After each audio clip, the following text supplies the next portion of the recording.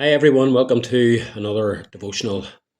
We are going to remain in Psalm 16 today, and in verse 2, there's a little phrase at the end of the second verse.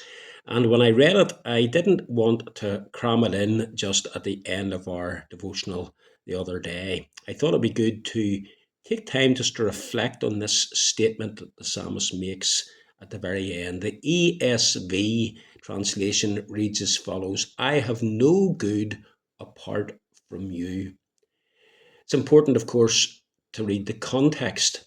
The man who says, I have no good apart from you, has just said, I say to the Lord, you are my Lord. And it is only the person who can say that who is able to go on and say, I have no good apart from you. There's a very similar statement made in that 73rd Psalm and verse 25. Words that I love. Whom have I in heaven but you? And there is nothing on earth that I desire beside you or apart from you.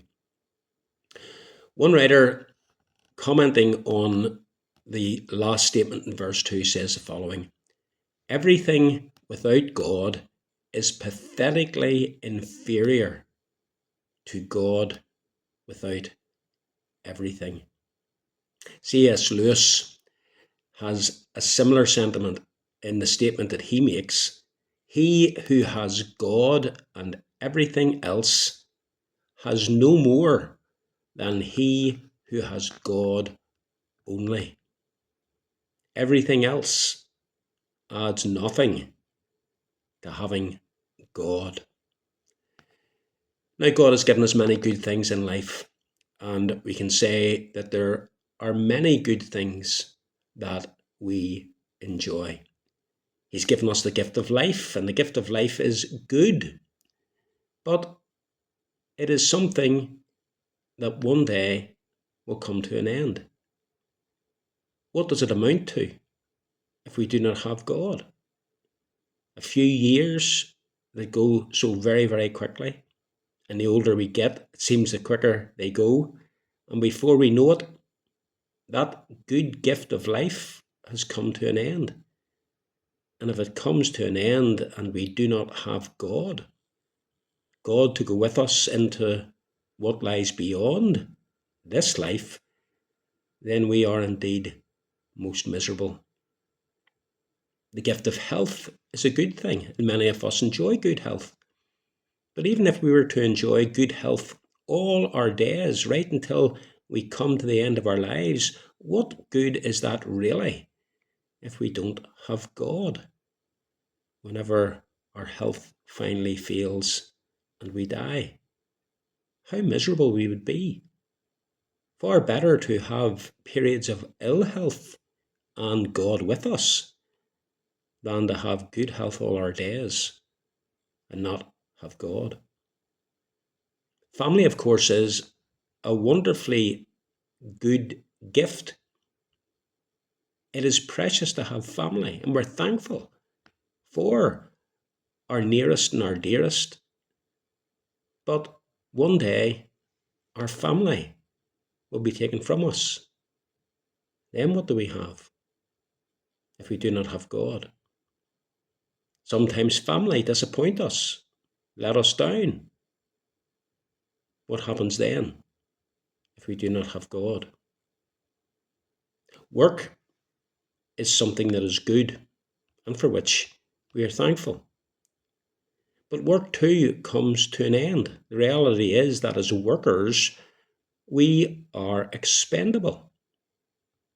The classroom, the office, the hospital ward, the operating theatre, the pulpit, wherever, there'll come a time when they'll no longer need us and they'll hardly even remember us. We won't have pupils to teach, patients to care for, people on which to operate. We won't have members of congregations that we as ministers have to look after. But if we have God, we have everything.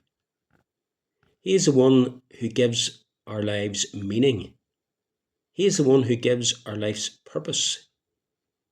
In God, we find supreme satisfaction, delight, joy, and love. That's why the psalmist was able to say, I have no good apart from you. He's speaking relatively, of course, but I wonder, is that something we can say? Yes, we have good things in life, but they pale into insignificance when compared with God. Whom have I in heaven but you? There is nothing on earth that I desire apart from you. This is a lovely thought at the end of this second verse of the 16th Psalm.